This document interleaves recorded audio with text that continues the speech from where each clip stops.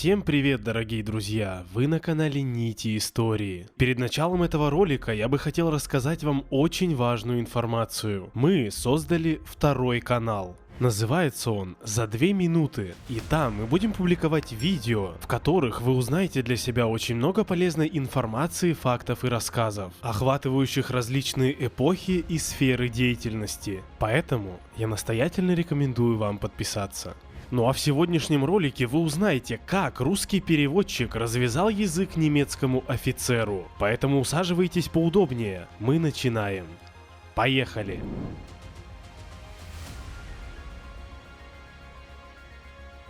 Героя этой истории звали Игорь Михайлович Дьяконов. Он происходил из интеллигентной ленинградской семьи. Несколько лет жил и учился в Норвегии, куда был командирован его отец. Позже закончил Ленинградский университет и стал крупнейшим в Союзе востоковедом. Его брат Михаил Михайлович Дьяконов был ему под стать. Он читал лекции на филфаке университета, сопровождая их собственными переводами с персидского. По признанию Игоря Михайловича, на двоих с братом они знали 27 живых и мертвых иностранных языков. Во время войны Михаил Михайлович попал на знаменитый Невский пятачок, на котором погибло 200 тысяч советских солдат. Он был тяжело ранен, но в итоге выздоровел. Судьба Игоря Михайловича сложилась иначе. Как знаток норвежского языка он был призван в качестве переводчика на Карельский фронт в отдел разведки. Сотрудники отдела не отличались высокой грамотностью и писали листовки на немецком языке, от бессмысленности которых фрицы по ту сторону фронта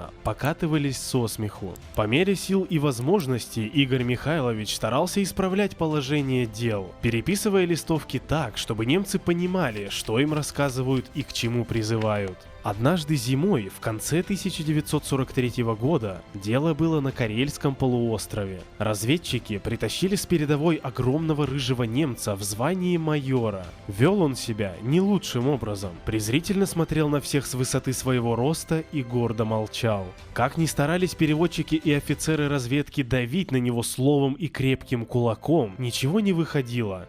Немец продолжал молчать. Наконец вызвали Дьяконова. В отделе его недолюбливали и думали, что штатский интеллигент уж точно не добьется успеха. Однако Дьяконову удалось заставить фон майора не только заговорить, но и проникнуться уважением к русским и к России. Игорь Михайлович предложил майору закурить и неожиданно спросил его на идеальном немецком, кем он работал до войны. Удивленный Верзила процедил сквозь зубы, боясь, что его могут не понять. Филологом. Дьяконов продолжил расспрос, и выяснилось, что пленный изучал язык древних готов. Игорь Михайлович тут же вспомнил, как в детстве им с братом попались рукописи готских стихов из библиотеки отца. Эти стихи не были опубликованы, и об их существовании знало всего несколько человек на земле. С трудом вспоминая строки, Дьяконов начал декламировать их на готском языке. И вот, когда слов уже почти не осталось, немец словно сломался. Крупные слезы потекли из его глаз, и он произнес: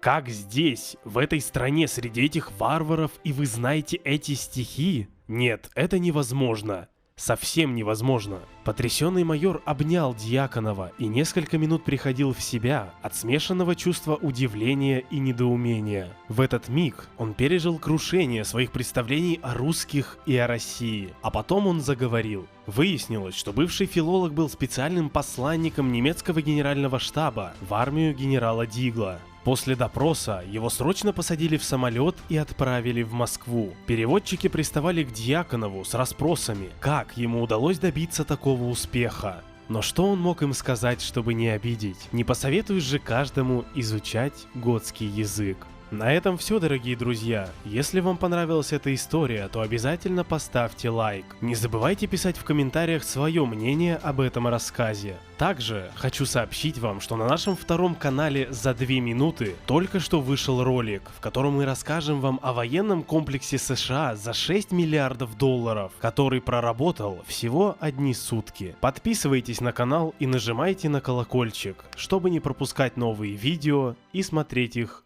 первыми.